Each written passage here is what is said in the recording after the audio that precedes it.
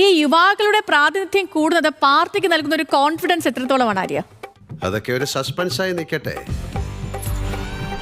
എന്നാലല്ലേ കാണുമ്പോൾ ഒരു ഗുമ്മുണ്ടാവുള്ളൂ. ഞാൻ പോകുന്ന തുടർന്നുള്ള ഭരണസമിതിക്കുള്ള അംഗീകാരം അത് മുൻകൂട്ടി ഞങ്ങൾ ഇപ്പോൾ തരികയാണ് എന്ന് തന്നെയാണ് ഞങ്ങൾ വിശ്വസിക്കുന്നത്.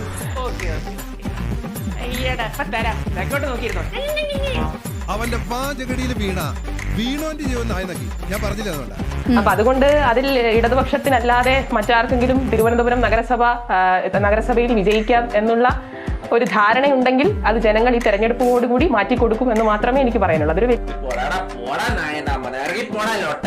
വെല്ലുവിളിയൊന്നുമല്ല, പക്ഷേ ജനങ്ങൾ ആ ബോധ്യം ജനങ്ങൾ എല്ലാവർക്കും മനസ്സിലാക്കി കൊടുക്കും എന്ന് തന്നെയാണ് ഞാൻ പ്രതീക്ഷിക്കുന്നത്.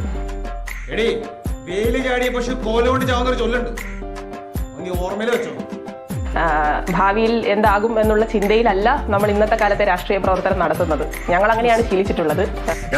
ഒരു വിഡ്ഢി സ്വയം പൊഴുത്തും ഒരു ബുദ്ധിമാൻ വിഡ്ഢിയെ പൊഴുത്തും. നിന്റെ കാര്യത്തിൽ രണ്ടും കറക്റ്റ്. ജനങ്ങൾ അതിന്റെ യാഥാർത്ഥ്യം മനസ്സിലാക്കിക്കൊണ്ട് ഒപ്പം ഉണ്ടായിരുന്നു എന്നത് തന്നെയാണ് ഒരു ഭരണസമിതിയെ കൃത്യമായി മുന്നോട്ട് കൊണ്ടുപോകുന്നതിൽ സാധിച്ചത്. പക്ഷേ അർഹതയില്ലാത്തവർ സ്ഥാനത്ത് വരുന്നത് തടയേണ്ടതും പാർട്ടിയോടും ജനങ്ങളോടുള്ള ഉത്തരവാദിത്തം നിറവേറ്റാൻ സ്ഥാനമാനങ്ങൾ സ്വീകരിക്കേണ്ടതും പാർട്ടി പ്രവർത്തകന്റെ കടമയാണ്. അതിൽ നമ്മുടെ ഭാഗത്ത് മിസ്റ്റേക്ക് ഇല്ലെങ്കിൽ, നമ്മുടെ ഭാഗത്ത് ഒരു തെറ്റില്ലെങ്കിൽ അതിൽ ഭയപ്പെടേണ്ട, വിമർശനങ്ങളിൽ ഭയപ്പെടേണ്ട ആവശ്യമില്ല എന്ന് വിശ്വസിക്കുന്ന ഒരാളാണ് ഞാൻ. അപ്പോ തിരുവനന്തപുരം നഗരസഭയ്ക്ക് നേതൃത്വം നൽകുന്ന ജനപ്രതിനിധികളുടെ ഭാഗത്ത് തെറ്റുകളില്ലാത്തിടത്തോളം കാലം ഞങ്ങൾ ആരും ഭയപ്പെട്ടു പോകില്ല, ഞങ്ങൾ ആരും പ്രയാസപ്പെട്ടിരിക്കില്ല എന്നുള്ളതാണ്. അതൊക്കെ പറയേണ്ടവർ പറയും, കേൾക്കേണ്ടവർ കേൾക്കും. നമ്മുടെ ജോലി എന്താ?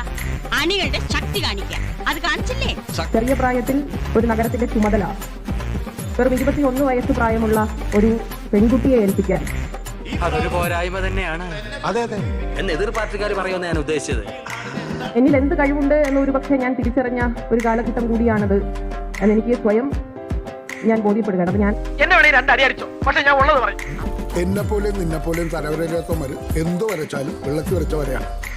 ഞാനൊരു വലിയ ആളായത് കൊണ്ടല്ല, അതിന് പാകപ്പെടുത്തിയ ചില അനുഭവങ്ങൾ ഉണ്ട് എന്നുള്ളതാണ്. എനിക്ക് എന്റെ രാഷ്ട്രീയ കാഴ്ചപ്പാടുകൾ ഉയർത്തിപ്പിടിക്കണം എന്ന നിലപാടാണ് അന്നും ഇന്നും ഞാൻ ഉയർത്തിപ്പിടിക്കുന്നത്. എന്റെ ബുദ്ധി എന്താണെന്ന് അവസരം വരുമ്പോൾ ഞാൻ എല്ലാത്തിനെയും കാണിച്ചിരാം. നിങ്ങളെല്ലാവരും എനിക്ക് പ്രിയപ്പെട്ടവരാണ്. നിങ്ങളെല്ലാവരും ഒന്നല്ലെങ്കിൽ മറ്റൊരു രീതിയിൽ നിങ്ങളുടെ സ്നേഹം നിങ്ങളുടെ കൂട്ടത്തിലെ ഏറ്റവും ചെറിയ കുട്ടി എന്ന നിലയിൽ എനിക്ക് നൽകിയിട്ടുണ്ട് എന്നും എനിക്കറിയാം. വേളാങ്കണ്ണി മാതാവേ, ഇവന് കുറച്ചു ബുദ്ധി ഉണ്ടായിരുന്നു, മന്ദബുദ്ധി എന്നെങ്കിലും വിളിക്കായിരുന്നു. അതുമില്ലാതെ